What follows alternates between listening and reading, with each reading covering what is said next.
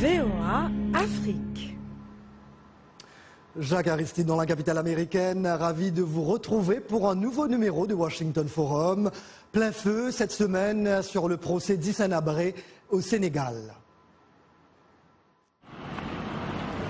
L'ex-président du Tchad contraint de se rendre au tribunal qui le juge à Dakar pour crimes contre l'humanité, crimes de guerre et torture. Pour la première fois, un ancien chef d'État africain comparé dans un autre pays du continent. Décryptage.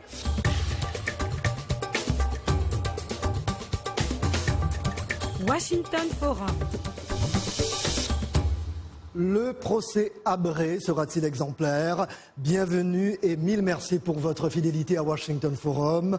Dans quelques minutes, toutes les réactions, analyses et les commentaires de nos invités. C'est dans une ambiance électrique qu'a repris lundi le procès d'Hissène Habré après 45 jours d'interruption. L'ex-leader tchadien qualifiait le tribunal d'organisme illégal. Les chambres africaines extraordinaires ont été créées en vertu d'un accord entre l'Union africaine et le Sénégal, où il a trouvé refuge en 1990 après avoir été renversé par l'actuel président tchadien Idriss Déby Itno. Les juges devront déterminer s'il a ou non personnellement ordonné la mort et la torture de milliers d'opposants politiques ou de membres d'ethnies rivales. Michel Joseph. Une reprise mouvementée pour un procès tant attendu. L'ancien président tchadien Hissène Habré a été amené de force à la barre après son nouveau refus de se présenter de lui-même devant la cour lundi à Dakar. L'ex-homme fort de Djabena ne reconnaît toujours pas le tribunal spécial africain qui le juge, comme il l'a fait en juillet dernier. Vous avez une mascarade! Après avoir rejeté tout contact avec les 3 avocats commis d'office par les juges des chambres africaines extraordinaires, l'accusé de 73 ans a adopté la stratégie du silence. François Serre, l'un des 2 avocats officiellement constitués par Habré, boycotte l'audience à la demande de son client. Nous ne sommes plus devant une juridiction, nous ne sommes plus dans un temple du droit. Nous sommes dans un cirque de violence et de brutalité qui ne peut que susciter l'indignation absolue. Je n'ai jamais vu qu'un homme libérateur de son pays puisse être maintenu, brutalisé physiquement pendant la lecture d'un acte d'accusation. Un acte d'accusation de 200 pages qui liste les crimes commis pendant le règne d'Hissène Habré entre 1982 et 1990. Exécutions massives, tortures, arrestation des membres des communautés Hadjaraï et Zagawa, des opposants et détenus morts de faim en prison. La répression a fait 40 000 morts, selon les estimations d'une commission d'enquête tchadienne. Jacqueline Moudeina, l'un des avocats des victimes. L'horreur des crimes décrits, les détails donnés sur le système de la répression contraste considérablement avec la lâcheté de Hissène Habré, qui se prend pour une victime. Sa passivité derrière son turban et ses lunettes noires, voire ses injures à l'encontre de la cour, ne suffiront pas à l'absoudre. Le procès d'Hissène Habré a commencé. Plus rien ne peut arrêter la machine de la justice. Pour des analystes, imposer des avocats pour défendre un accusé qui refuse de coopérer peut jouer contre un tribunal. Mais le cas Habré n'est pas nouveau. Via Skype, Charles Jallow, professeur de droit à la Florida International University. L'ancien président libérien Charles Taylor avait également dit au premier jour de sa comparution, et j'y étais pour la défense, qu'il ne reconnaissait pas le tribunal spécial pour la Sierra Leone. C'était aussi un tribunal politique qui n'avait pas été dûment constitué. Nous avons entendu le même argument avancé par l'ex-président serbe Slobodan Milosevic devant le tribunal pénal international pour l'ex-Yougoslavie. Près de 25 ans après la chute d'Hissène Habré, les victimes ne désespèrent pas de voir justice enfin rendue. Chaque jour de ma vie, j'allais enterrer, ma vie de détention, j'allais enterrer mes collègues victimes. Donc j'en ai enterré tout un millier là à Amralgoz, à la sortie nord de N'Djamena. C'est le travail que je faisais chaque jour pendant ma détention. Le procès devrait durer 2 mois, au cours desquels environ 100 témoins et victimes sont attendus à la barre. Plus de 4000 victimes, directes ou indirectes, se sont constituées partie civile. Hissène Habré encourt entre 30 ans de prison ferme et les travaux forcés à perpétuité. Une grosse actualité qu'il faut donc décortiquer. Merci Michel. Il est l'heure maintenant d'accueillir nos invités via Skype de Dakar. Maître Ibrahima Diawara, l'un des 2 avocats officiellement désignés par Hissène Habré. Également dans la capitale sénégalaise, Reed Brody, avocat américain spécialisé dans la défense des victimes des régimes dictatoriaux, surnommé le chasseur de dictateurs. Il est conseiller juridique et porte-parole de l'ONG Human Rights Watch. Toujours à Dakar, maître Daouda Ka, homme de loi indépendant. Et à Montréal, le Tchadien Mohamed Ali Youssouf, auteur du livre Le camion à cabine jaune de Hissène Habré. Maître Diawara, que s'est-il passé au tribunal ce jeudi? Hissène Habré a-t-il continué à se taire? Je vous remercie. Effectivement, il n'y a rien de nouveau. Ce matin, au tribunal, le président Hissène Habré, logique avec lui-même, a gardé le silence durant toute l'audience de ce matin. Mais beaucoup veulent que l'ancien chef de l'État fasse preuve de dignité et se demandent si ce mutisme est un aveu de culpabilité. Maître Diawara, si votre client n'a rien à se reprocher, pourquoi ne pas parler à haute voix? Je vous remercie. En fait, c'est une question qui revient toujours dans cette affaire en disant s'il n'a rien à se reprocher, est-ce qu'il ne doit pas prendre la parole? Je pense que nous parlons dans cette affaire, on dit que c'est une affaire judiciaire. Et je pense que dans une affaire judiciaire, il faut qu'on respecte les règles. Pour qu'une affaire soit judiciaire, ou qu'il ait ce qualificatif, il faut que des règles soient respectées. Alors, quand on est devant un tribunal où on vous parle d'une affaire judiciaire et les règles ne sont pas respectées, je pense qu'il ne vous reste que de leur opposer le refus de coopérer. Pourquoi la règle de justice n'a pas été respectée? Quand on veut juger Hissène Habré, je pense que le mieux à faire, ceux qui veulent le juger ont l'obligation de respecter les décisions de justice qui ont été rendues.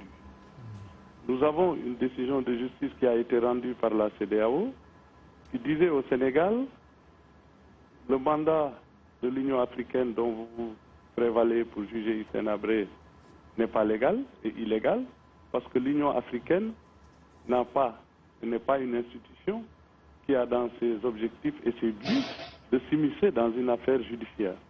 Donc ce mandat, il est illégal.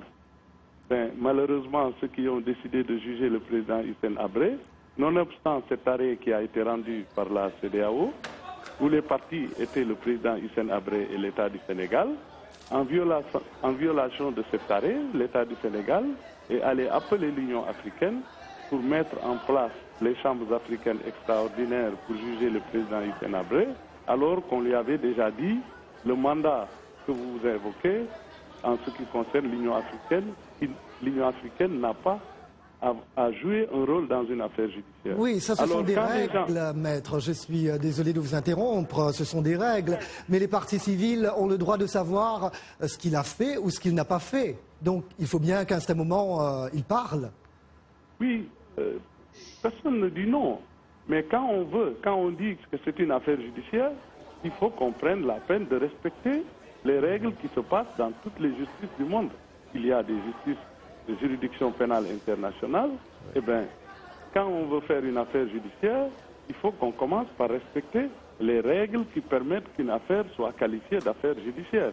Si alors on veut juger coûte que coûte en ne respectant pas les règles, eh bien, on peut nous dire qu'il faut qu'on le juge, quitte même à tordre les règles de droit. Eh bien là, on prend acte. Mais on ne veut pas accepter qu'on fasse semblant de nous dire que c'est une affaire judiciaire, alors que dans la mise en place de cette affaire, on n'a respecté aucune des décisions de justice et aucune des règles de droit qui sont régulièrement applicables devant les juridictions. Voilà, ça c'est internationales. votre position. Maître K, vous avez publié une tribune provocatrice cette semaine avec pour titre « Habré, les handicaps d'un procès ». Pourquoi ce procès vous dérange-t-il? Je vous remercie, Jacques Aristide, de m'avoir convié à cette émission.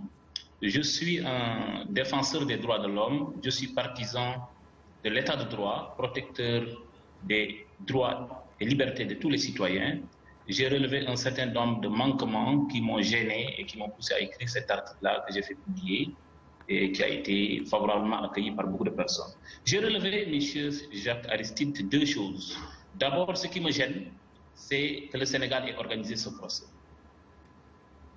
Le Sénégal, les maîtres d'œuvre de ce procès, au-delà de l'Union africaine qui est une sorte de couverture, je rêve que le Sénégal qui avait accueilli Hissène Habré en 1990, les bras ouverts, lui, sa famille, ses amis et tous ses biens, parce qu'on a dit qu'Hissène Habré s'est déplacé avec beaucoup de mallettes de milliards de CFA, le Sénégal l'a accueilli.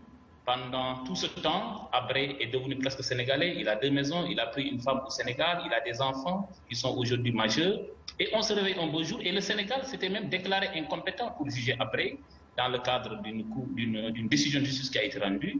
Et le Sénégal se réveille un beau jour sous la pression, j'allais dire, d'un certain nombre de pays étrangers et d'ONG pour quand même revisiter ce procès et organiser le procès d'Habré. La deuxième chose qui me gêne, c'est que le ministre de la Justice, qui est également un des maîtres d'œuvre, M. Sidiki Kaba, qui était l'avocat des victimes ou des prétendues victimes d'Habré, quand même s'est battu dans le cadre de l'ONDH, qui est l'Organisation nationale des droits de l'homme du Sénégal, s'est battu dans le cadre de la FIDH, la Fédération internationale des droits de l'homme, pour que ce procès ait lieu. Et subitement, il arrive au niveau de la hiérarchie comme ministre de la Justice, comme garde des Sceaux, et le procès est organisé nuitamment. Et donc cela me paraît quand même bizarre. Ça me paraît injuste puisque si le Sénégal a accepté d'accueillir Habré au nom de l'hospitalité et de la teranga sénégalaise, je pense que le Sénégal devait s'inscrire dans cette logique. Parce que Habré n'est pas venu les mains vides. Il a été accueilli, il a eu des amis au niveau de tous les milieux. Oui, mais attendez, maître,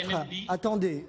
Il est question de 40 000 morts directement imputés au régime d'Hissène Habré entre 82 et 1990 quand il était au pouvoir au Tchad. Il est également question de 200 000 personnes victimes de torture et de violence. Êtes-vous en train de dire qu'il ne faut pas punir ces dirigeants africains accusés de tels crimes odieux? Allez-y, je vous écoute. Dans mon article, j'ai dit que loin de moi de défendre les dirigeants africains dictateurs, mais je voudrais que tout se passe dans les règles de l'art. Je ne suis pas contre le principe du procès d'Habré, mais je voudrais que les règles, que le procès soit un procès équitable, que Habré n'est pas le seul. C'est un système qu'on est en train de juger. Le système, il y a des acteurs qui exécutaient s'il y a eu des ordres. Il y a un chef d'état-major, il y a un ministre de l'Intérieur, il y a des acteurs qui étaient sur le terrain, mais où sont toutes ces personnes-là? Qui sont les complices de Habré qui sont laissés à côté? Et c'est comme si on ne voulait que la tête d'Habré. Moi, je veux que le procès soit équitable. La Déclaration universelle des droits de l'homme de 1948 dit que toute personne a droit, en pleine égalité, à un procès équitable et public. Et ce n'est pas le cas. Si on extirpe seulement au Tchad Habré pour juger son système au moment où il est clair et démontré qu'il avait le soutien des puissances étrangères, que ce soit la France et d'autres pays, l'ont soutenu pour combattre le régime de Kadhafi, et par ricochet, il y a eu des crimes qui ont été commis. Maître, alors, je vous comprends. Si on doit le juger, on va revenir sur d'autres points. Hein. Il y a d'autres invités. Voilà, Reed Brody, vous avez. Je vais m'adresser maintenant à Reed Brody. Je vais m'adresser à Reed Brody. Vous venez d'entendre toutes les critiques. Vous avez consacré 15 ans de votre carrière à accompagner les victimes. Alors, comment réagissez-vous aux critiques à l'égard de ce procès? Bon, revenons sur l'histoire. Les victimes, comme vous dites, se battent depuis 25 ans. Et c'est ça la nouveauté ici, que c'est les victimes, les survivants qui sont les architectes de cette œuvre de justice. Maintenant, en 2000, Hissène Habré a dit que les juridictions sénégalaises n'étaient pas compétentes. Les victimes se sont tournées vers la Belgique. En 2005, Hissène Habré soutenait que les juridictions belges n'étaient pas compétentes. Maintenant, il soutient que les chambres africaines extraordinaires ne sont compétentes. Mais rappelons, Maître Diawara parle des décisions de justice. On ne parle pas d'une décision de la Cour internationale de justice, la plus haute tribunal du monde, qui en 2012, par 15 voix à 0, a condamné l'immobilisme du Sénégal et a ordonné que le Sénégal soit juge Hissène Habré, soit l'extrader. C'est très bien d'accueillir un ancien chef d'État qui se marie, qui investit dans le pays, mais la Convention contre la torture oblige l'État sur le territoire duquel se trouve un présumé tortionnaire, soit à le juger, soit à l'extrader.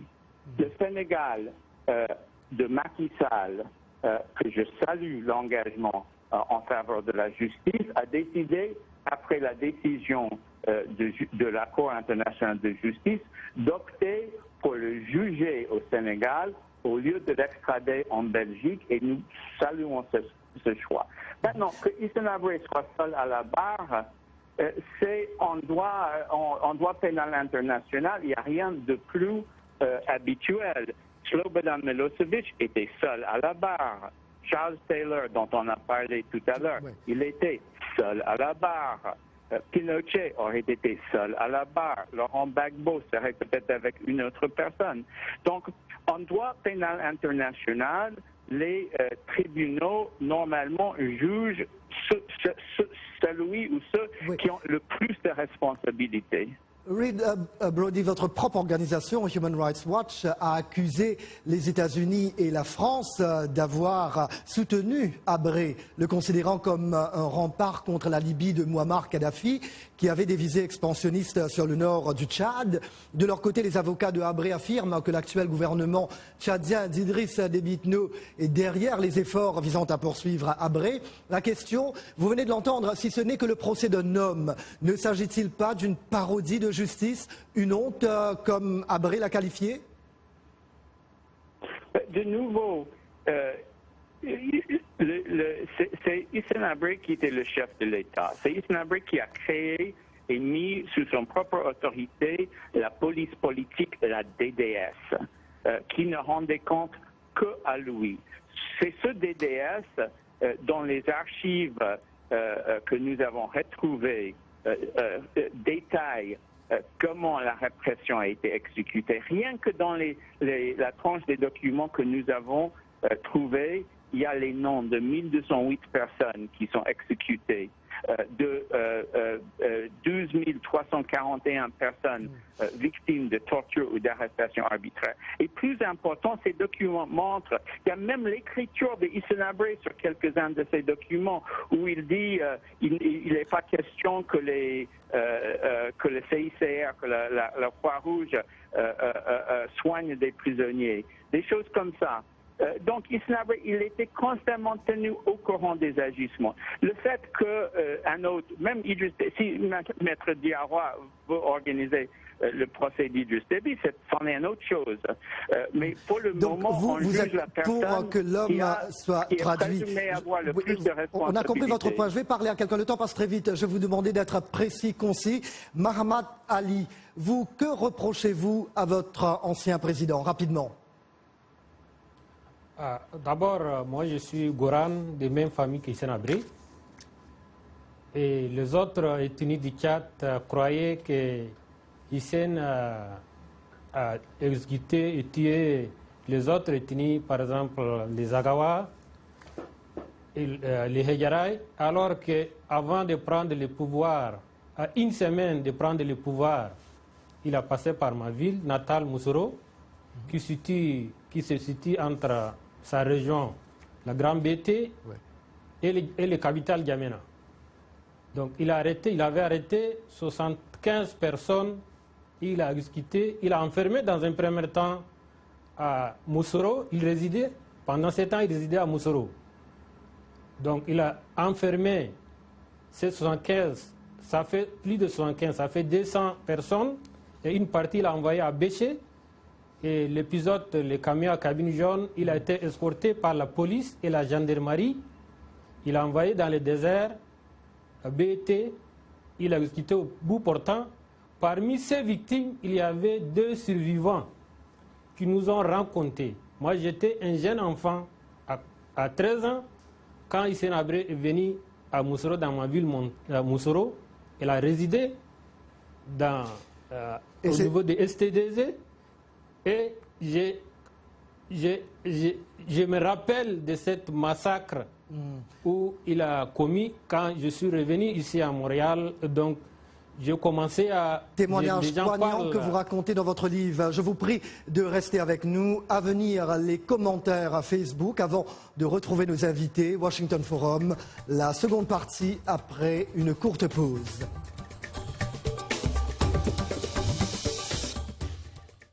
Vous et nous, c'est votre émission. Une émission qui parle de vous, mais aussi de nous. Un nouveau regard sur l'Afrique et les États-Unis. Tout ce qui nous passionne et donc nous rapproche. Racontez-nous vos histoires. Et nous vous raconterons les nôtres. Vies africaines. Vie américaine. Vous et nous, c'est ce que nous avons en commun. Et aussi ce que nous apprenons les uns des autres. La vie. Vous et nous. Vous et nous. Ensemble. Jacques Aristide de retour avec vous. Merci de votre fidélité à Washington Forum. Nous braquons les projecteurs sur le procès emblématique d'Hissène Habré à Dakar. L'ex-président tchadien est accusé de crimes de guerre, crimes contre l'humanité et torture. D'emblée, 4 de vos nombreux commentaires Facebook. Augustin Aboy, le procès Habré est une simple comédie africaine et une escroquerie intellectuelle pour faire croire que l'Afrique peut juger ses enfants. Un chèque en blanc pour couvrir l'impunité en Afrique et les massacres dans le Darfour et dans le Nil bleu. Les tueries à Bujumbura, cessez de nous circonvenir. Ouedraogo Youssouf de Yamoussoukro, nous, Africains, avons intérêt à ce que le procès Habré soit crédible, même si le mécanisme n'est pas aussi parfait. Pour une fois que cela se déroule en Afrique, l'on doit s'en réjouir, ce qui représente d'ailleurs un immense espoir pour les victimes. Junior Mbamza de Luanda, il mérite d'être emprisonné à Guantanamo. Et Akibarou de Ouagadougou, très bon exemple pour les présidents africains, mais à quand le jugement des criminels occidentaux, ceux qui soutenaient ces criminels pour leurs intérêts personnels et ceux qui ont assassiné Kadhafi? Nous continuons le débat avec nos invités. Alors, en fait, je vais revenir à Mahamad. Alors, vous, Mahamad, l'éventuel jugement dans cette affaire permettra-t-il aux victimes de finalement tourner la page sur cette partie tragique de l'histoire du Tchad, vous pensez? Oui, moi j'ai confiance à la juridiction, la Chambre africaine extraordinaire qui a été mise en place par l'Union africaine et le Sénégal, en accord avec la Convention des Nations Unies contre la torture, qui venait de l'autre président qui venait de parler. Donc, moi, je pense que c'est la seule solution. Nous, les Africains, on plaint toujours dire que le CPI, le CIJ, juge seulement les Africains et les Occidentaux jugent seulement les Africains, alors que cette cour des chambres extraordinaires, avec cette chambre, 4 chambres,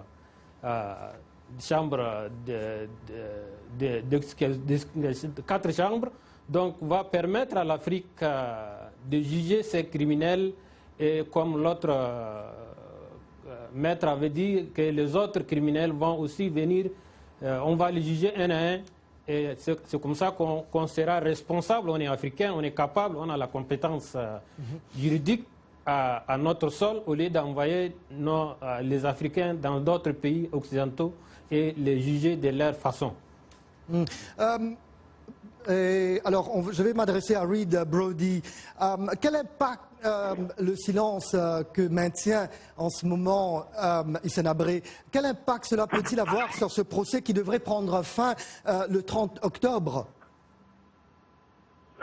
Bon, c'est comme Maître Diarra a dit, c'est sa stratégie. Je pense que ça lui incombe ça s'il veut rester muet. Maintenant, 2 choses. D'abord, la charge de la preuve reste toujours avec le ministère public pour apporter les preuves de sa culpabilité au-delà d'une lutte raisonnable. Donc, Le fait qu'il parle ou qu'il ne parle pas n'exonère pas le procureur de la charge d'apporter la preuve. Mais ce qui est regrettable, c'est ces simples victimes qui se sont battues comme des chiens, qui ont gravé tous les obstacles, qui ont bravé des menaces et même des tentatives d'assassinat pour arriver à ce tribunal. Ils sont face à celui qui régnait comme le dictateur omnipotent de leur pays, qui n'a pas le respect de les regarder en face, le respect d'écouter leur témoignage, le respect d'expliquer pourquoi ils étaient envoyés en prison, torturés. Je pense que c'est dommage. Je pense que ça n'honore pas Hissène Habré, mais bon, c'est sa stratégie. Ok. Maître K, la Cour pénale internationale est fréquemment accusée de ne poursuivre que des dirigeants africains. Pensez-vous que ce procès répond tout de même aux critiques qui dénoncent le rôle de la justice internationale en Afrique?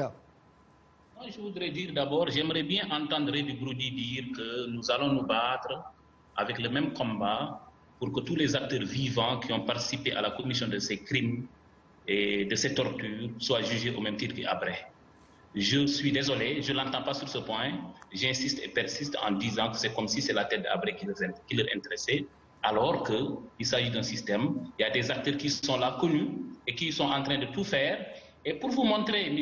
Jacques Aristide, qu'on n'a pas l'intention de juger d'autres personnes qu'Habré, dans le statut de la Cour pénale internationale, on a prévu la responsabilité des chefs militaires qui ont commis certains actes dans le cadre d'un système organisé pour commettre des tortures et des crimes. Or, dans le statut des chambres africaines, on a fait comme s'il y a un homme qui est visé. Et d'ailleurs, après le procès d'Habré, les chambres africaines vont plier bagages et après, peut-être, on verra autre chose. Donc, je voudrais bien qu'on campe le débat. Habré a droit à un procès équitable et ce n'est pas encore le cas. Habré a été violenté sous les caméras et de façon dégradante. Il a été obligé de comparaître à une audience alors que la loi permet au président des chambres africaines de passer outre la présence d'Habré et d'écouter les témoignages des uns et des autres et rendre son verdict. Même si on se réfère au statut de Rome qui a créé la Cour pénale internationale, lorsque un accusé ne veut pas comparaître ou perdre l'audience, le président a la possibilité de l'expulser de la salle. Malgré cette expulsion, il peut participer au procès à l'extérieur en donnant des instructions à son conseil. On a compris votre point. On a compris votre point, Maître Diawara. Très rapidement, les 3 avocats commis d'office se trouvent-ils aujourd'hui dans une position délicate? Que vont-ils pouvoir faire? Très rapidement. Oui, je vous remercie. Mais je pense que ce problème a été déjà réglé par le Conseil de l'ordre des avocats, qui a dit que même des avocats commis d'office ne pouvaient pas se permettre de plaider contre la volonté de l'accusé. Alors, nous, ce que nous déplorons, c'est que c'est dans cette affaire, les gens sont prêts à marcher et à piétiner toutes les règles de droit pour arriver à leur mission. On leur a dit, vous ne pouvez pas, avocat commis d'office, venir plaider contre la volonté d'un accusé parce qu'il a le droit absolu, lui, en tant qu'accusé, de déterminer les modalités et la méthode selon laquelle il entend se défendre. Et vous constatez que malgré cette décision du Conseil de l'ordre, qui est juge de la déontologie des avocats, eh bien, les chambres africaines extraordinaires ont persisté dans leur décision de coûte que coûte chercher des avocats pour le président Hissène Habré. Et c'est voilà, quand vous avez entendu tout à l'heure, nous avons parlé de l'affaire Habré, l'affaire du président Habré, c'est une affaire judiciaire. J'ai entendu Rémi Broudi et les autres, ils parlent de 40 000 morts, de victimes, non. Avant qu'on en arrive à savoir qui a fait quoi, quels sont les faits, prenons la responsabilité de respecter les règles de droit qui font un procès. Les règles. Mahamad, si vous m'entendez, vous venez d'entendre tous ces intervenants. Craignez-vous que quelque part ça va traîner, que ça va prendre vraiment des années pour que finalement les victimes puissent entendre un dénouement dans cette affaire? Moi, je pense qu'Hissène, ne voulant pas prendre ses responsabilités, il voulait faire une stratégie, sinon, bon, Hissène, c'est-à-dire nous... On va y revenir. Je vous remercie. Malheureusement, le temps passe trop vite dans cette émission. Voilà. Merci à tous les invités et un petit clin d'œil à toutes nos radios et télépartenaires. C'était Jacques Aristide à Washington. Je vous dis à très bientôt. Take care.